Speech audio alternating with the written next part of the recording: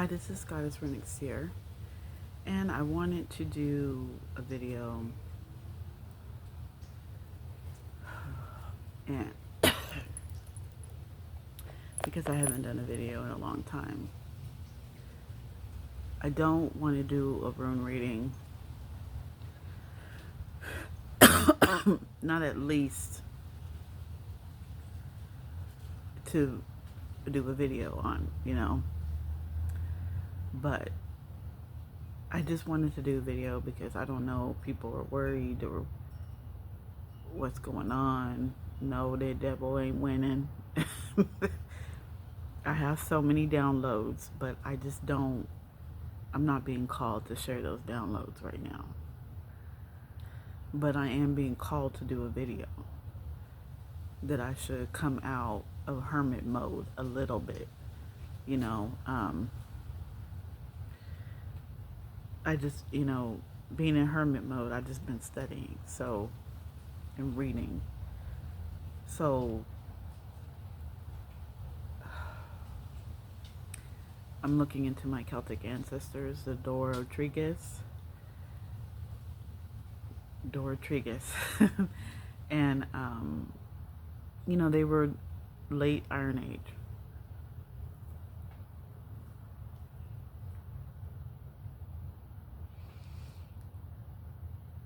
They lived during the late Iron Age. And so right now in the book, I'm at what I call archaeological paradigms, which archaeological paradigms are about,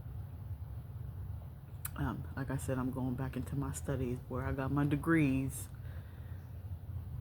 Archaeological paradigms are different times where certain studies was dominant at the time. So, like I think the first one, I haven't really mapped this out and really did this, but how they used to first dig up these archaeological these ancient times, the ancient farmsteads. Okay, so how they used to, I'm practicing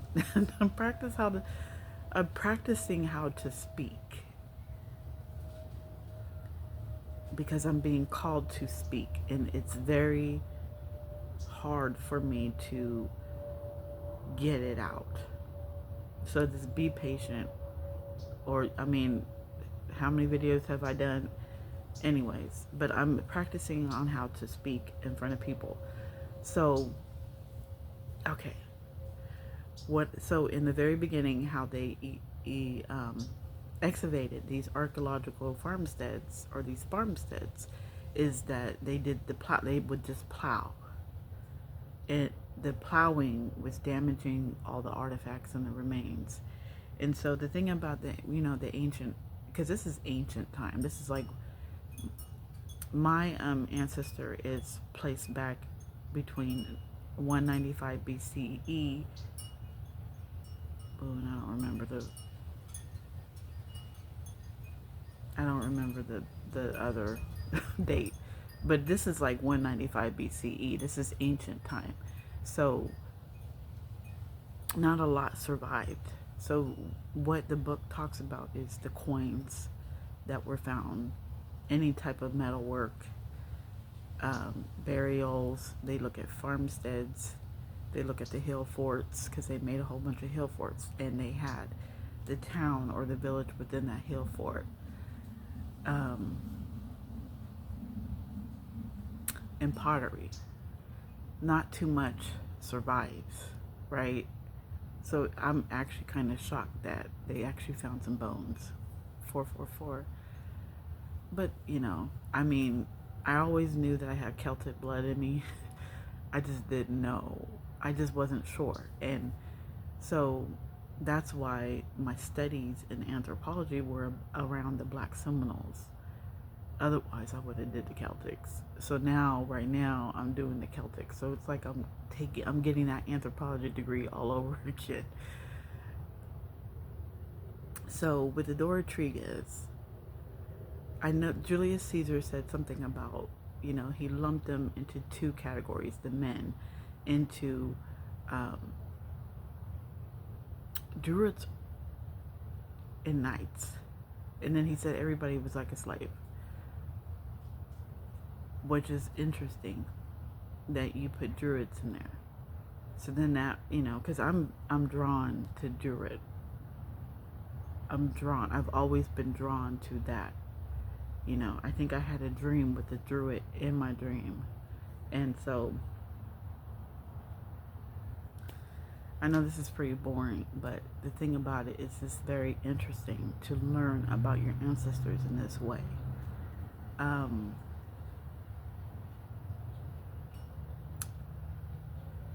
So what I want to extend on is, this is just the very, very beginning, but the paradigm. So they would plow. Then they, oh my goodness.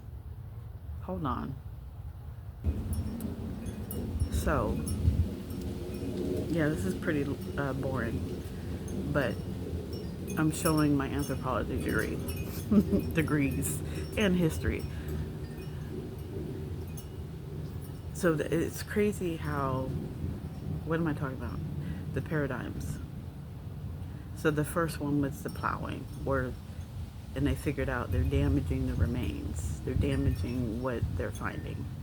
So then they moved into the ABC system, which is supposed to be early Iron Age to middle Iron Age to late mine. So everything that they found, they lumped it within those three categories, depending on what it was and depending on where they found it. That wasn't a good system. So now they are out. Now they're currently doing two time periods where we talk about the late Bronze Age into the early and middle Iron Age, and then we have the late Iron Age. And this is all based on the differences between hill forts, what they find in the hill forts, pottery, coins, burials, because there's a pattern. Culture changes, society changes, and based on either influence from other places. So they see a change in the pottery. I think that's where I left off, where I don't know, I'm trying to put it in a category to where it's easy for me to learn and to present it. But when I did get my degrees, I focused on the Black Seminole because I knew I had Native American blood in me, but I didn't know where. So that was my main focus in anthropology. When I got the AS, but when I went to university and got the BA, it was more forensic stuff. But then I didn't want to do forensic because it was during the part where everybody was crazy about forensics. And I just, I told my advisor, love her.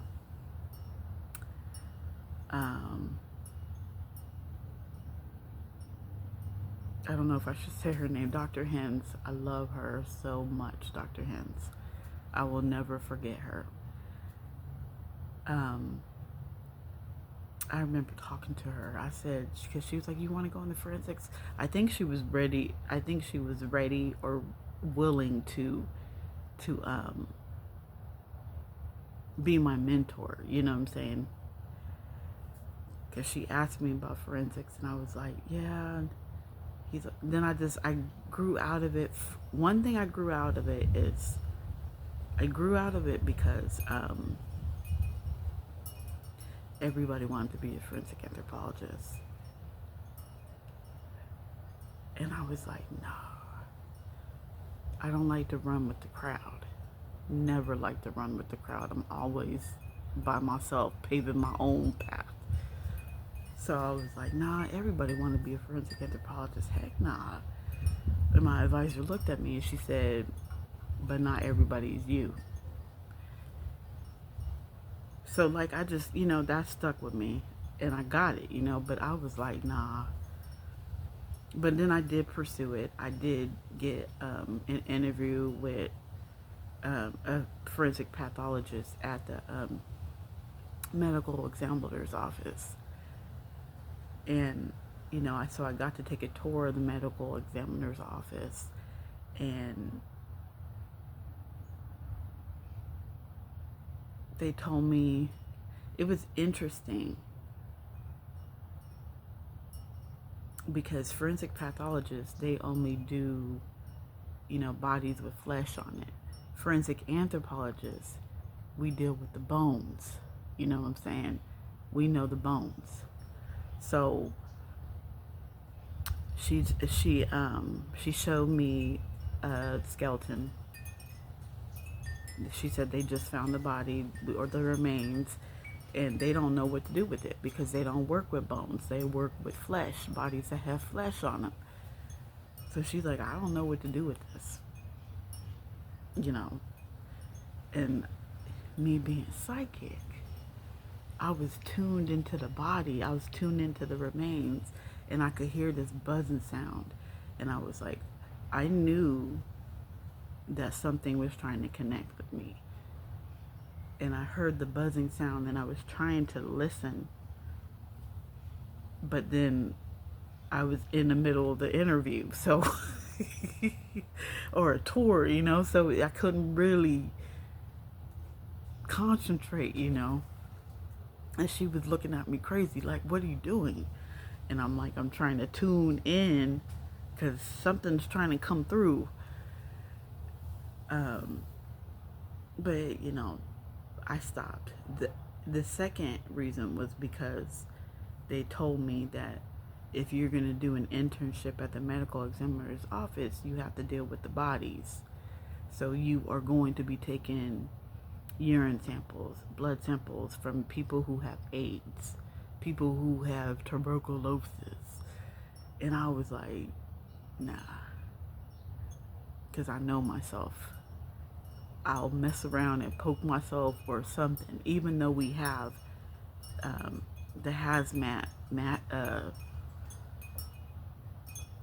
mask and suits on, So I saw the woman, she had the whole suit on and everything. And she was looking at me and she was by a body. And I just was like, I don't think I can do this. Because the thing about it is, I've always been weary about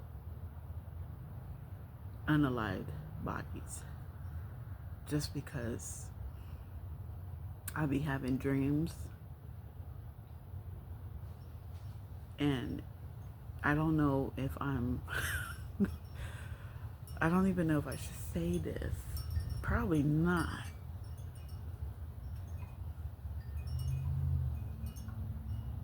I don't know. I mean, the thing about it is I be having dreams of dead, unalived people.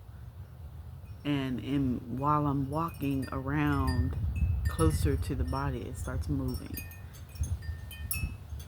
That's not, I've always, 14, I've always been like, I don't like zombies, okay? And zombies can be anything. Zombies don't even have to be somebody who's gone. A zombie is somebody who just really can't think for themselves. Like they completely controlled by something that's not good. That's what a zombie is. They don't necessarily have to be dead or unalived. They just got to be not right up here. Now we're going to be coming into the downloads. So this is a little bit of archaeology, research your ancestors. It's very interesting to research your ancestors. It's very interesting because you learn, and see, I've always had a rich imagination.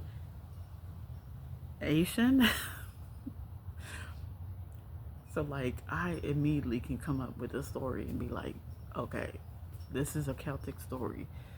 So I'm reading into a lot of things and I'm learning. So I'm in hermit mode, studying and listening and learning about things.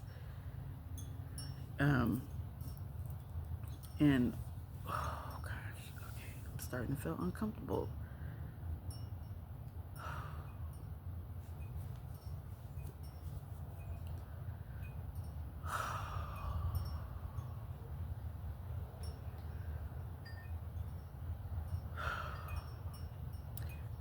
I've been studying not only about my ancestors, the Rodriguez, but I'm studying about death spells too.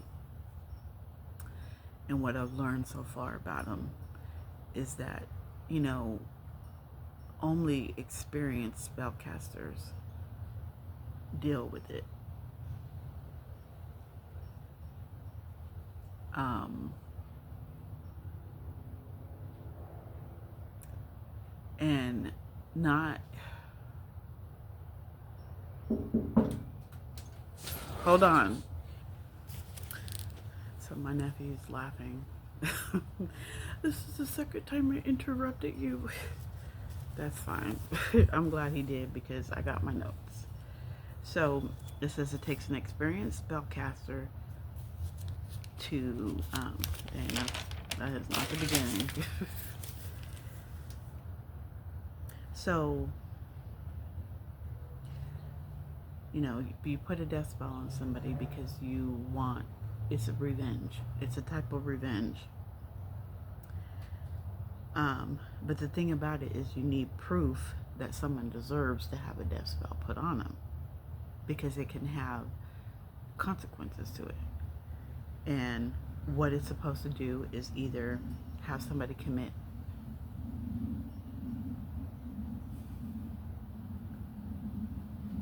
I'm glad I caught myself. Unalive themselves, or they get into an accident and are unalived, or somebody unalives them.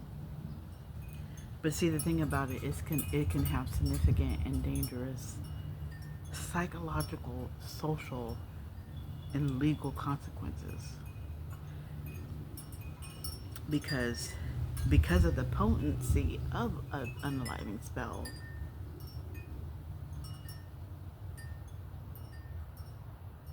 only few spellcasters can do it.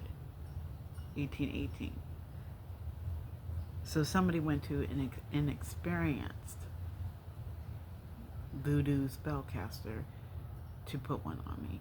Or they could have did Santa Marta, which is another thing. You can make a doll in the liking of the person,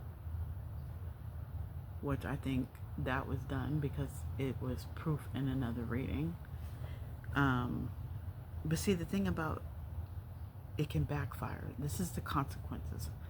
Backfiring, it could backfire onto the caster themselves, inflicting harm on them or their family members. So it's not necessarily you that gets hit all the time. It's your family members that may get hit. It could cause miscarriages, infertility, chronic disease, or mental disorder, right? Because that's what you wanted for the person that you cast the spell on. It could have psychological effects, anxiety, depression, persistent feelings of guilt and fear, unexplained hardships, and bad luck. And I know that a lot of these coven people are going through all this stuff right now, and they think, oh, I'm attacking them, or collective is attacking them. But no, this is the backfire from doing an unaliving spell on somebody and it not working, and it backfiring. These legal repercussions too. Because it is malicious. It's a malicious threat on somebody's life. So it's like, but you gotta have proof.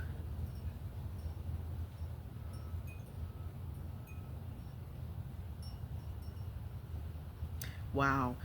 I wrote the charges can be based on harassment or intimidation, but it's having its legal repercussions because if the target is aware of the ritual, which I am aware of it, and becomes emotionally distressed. I was emotionally distressed. So I could actually sue this person.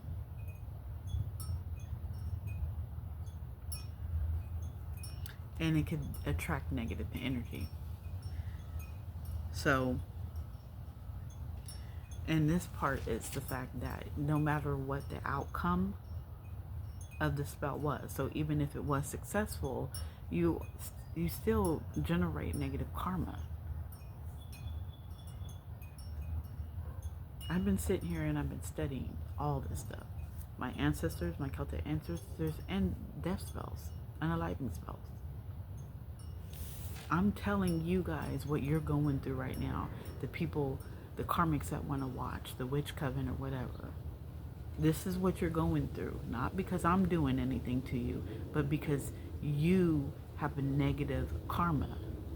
You generated this stuff trying to attack me. So you generated karma. So now this is stuff happening to you. That's why some of the times people, when they comment in the chat and go, oh, this is happening, it's like, I don't feel bad for you because that's what you wanted. I see the karmics in the chat. I see you guys. And it's really, what, 22, it's this. That's why I don't feel bad for you, because what you wanted for me is happening to you. So when it happens to you, you're like, oh no, I can't deal with it. Oh no. You want to cry like you a victim. But you cast a spell on me and it didn't work. And the thing about it,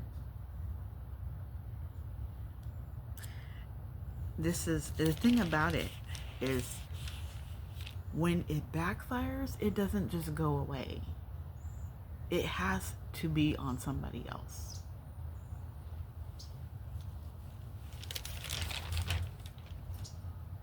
What did it say?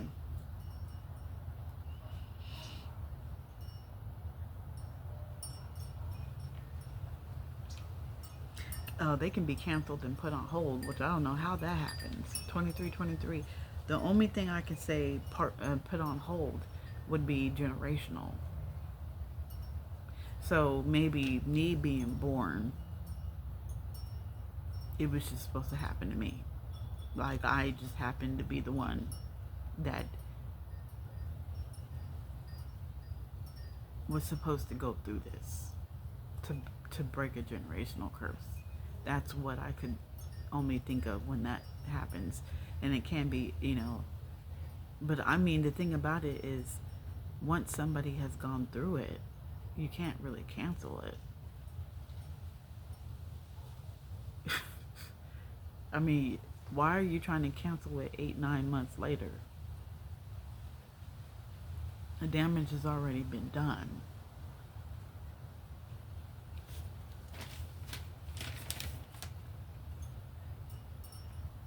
And see, the thing about it is, you get serious consequences for it, physically and mentally, and it will come back to haunt you in unexpected ways. And it doesn't just. Now, this is another thing when I talk about generational. It could be. It doesn't just affect the person you put it on. It affects their family members too. So then now it's like, okay, well, this is a generational thing, which I did put up a reading that talked about ancestors putting it on other ancestors, and even my aunt or my sister being involved in putting one on me. But the thing about it is they're not the only ones involved. Because there was a reading that talked about somebody contacting somebody and asking them, how do you get rid of somebody? And they, a family member, was like, put an unaliving spell on her that worked for such and such. It'll work on her. Because, you know what I'm saying?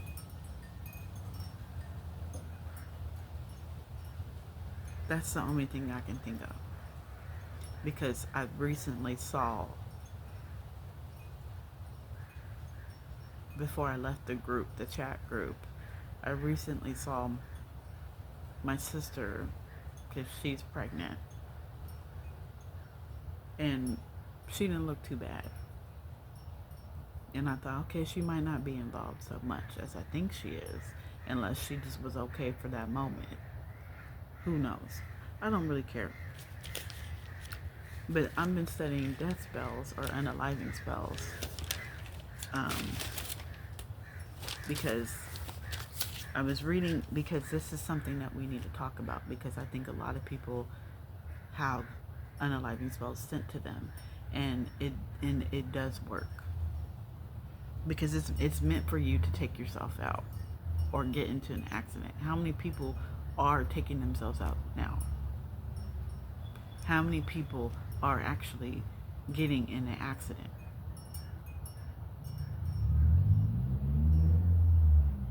And it's not something that you would, I mean, look at Angie Stone. That was something that you would have never thought of.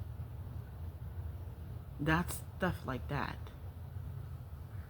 It's not like I planned, I don't know. I don't really know.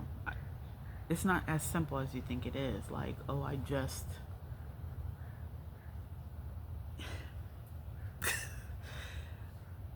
don't know what I'm trying to say. It's like on the tip of my tongue, but I can't get it. How does it work? Well, like I said, it spiritually clings to the victim, and it begins to exploit their weaknesses to cut short their life.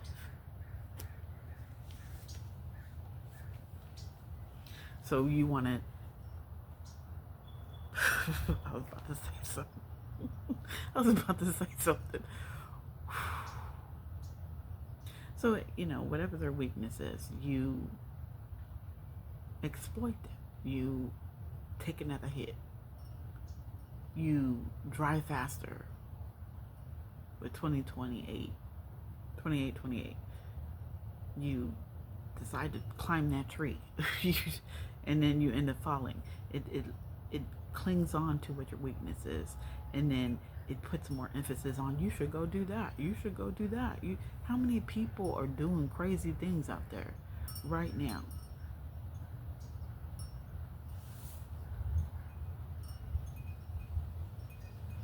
And the thing about it is, you are using not just, you're using spirits from a different realm. Santa Marta. You know what I'm saying? You're using different energies and spirits from another whole different realm. That is dangerous, because a lot of people don't even know about this realm. Like, this is another download that I always try to tell my mom and my sister, because everybody's like, oh, hell is hot. Hell is hot. Hell is not just hot. It's cold too. It's really cold. There's parts of hell that is cold. It's not just all hot. And I've been trying to tell my mom and everybody, and no one believes me. And I'm like, okay, whatever. And so that made me, okay, let me just put this let me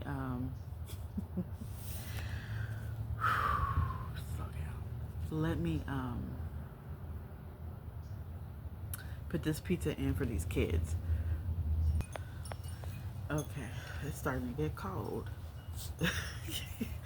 It's starting to get cold.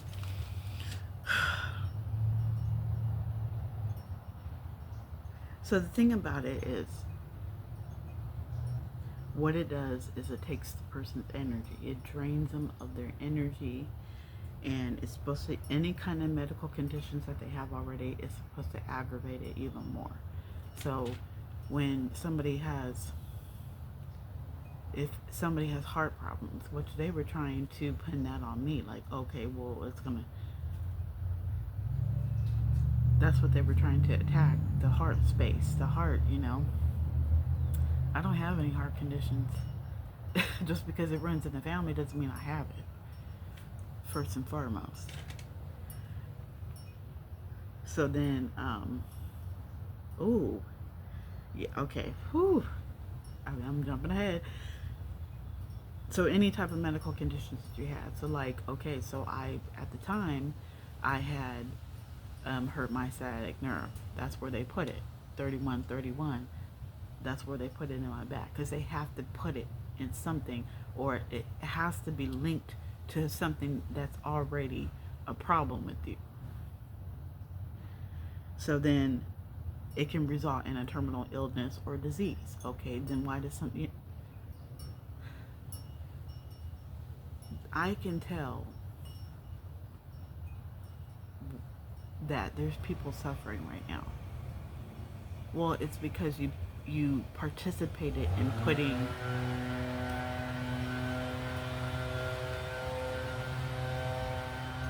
it's because you participated in putting a spell on somebody. The thing, the type of energy and the very thing that you put into something, it may backfire and come back to you. So if you're wondering why this and that and the third is happening to you, it's because you participated with 3232. It's because you participated in doing that to somebody else. I'm still alive, so it backfired. So now you got to go through it. And to what I'm understanding,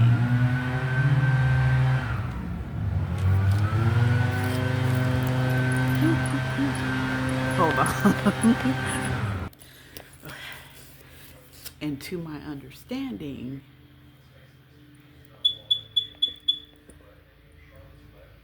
what was I about to say?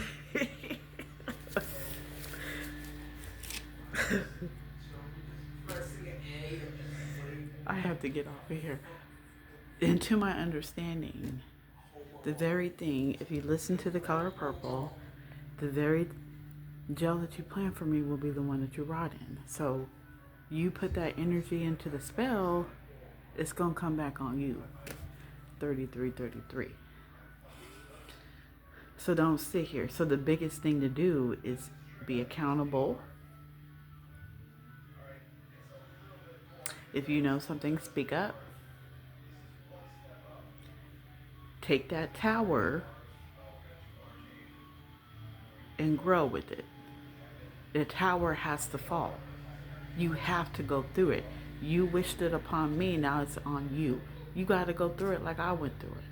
And to my understanding, I remember what I was about to say, not too many people can get out of a death spell on their own. Confirmation. Not too many. And then also too, because you're dealing with hidden forces, it's almost impossible for your spirit to cancel voodoo death spells with the help from you have to have the help.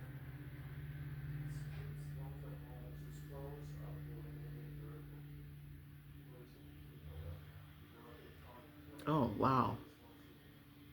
It says almost impossible for your spirit to cancel voodoo death spells with the help from an experienced spellcaster. See, not everybody can get out of a death spell or an enlivening spell. So you got to give me props there.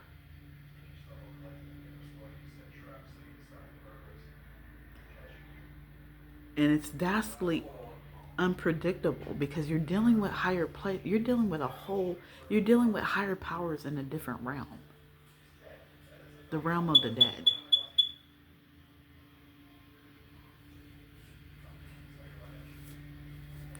That's a whole nother realm that not too many people know about.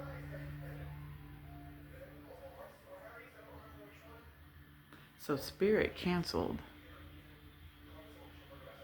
the back, canceled, not the backfire. They canceled the spell and it backfired. Again, that just tells you how much weight I hold in both realms.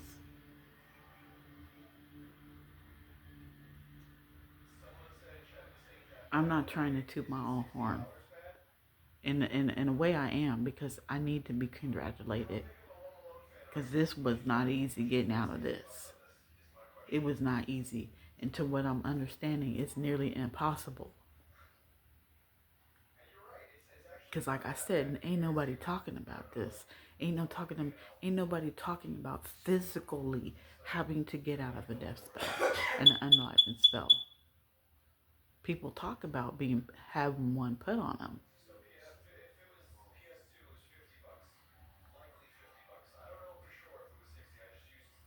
But they don't talk about physically having to go through one.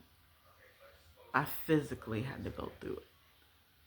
I physically had to unbind it off my body.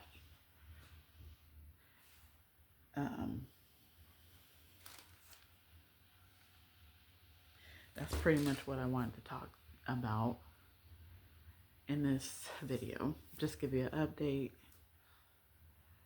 All I'm doing is studying, learning about things, writing down notes and everything, because I'm gonna start trying to take a different approach to how I do videos, and let's include scientific facts and all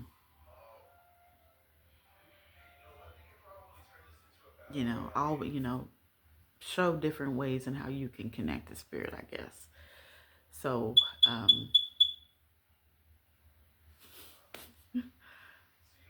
so this is Goddess Renix here. Thank you for listening.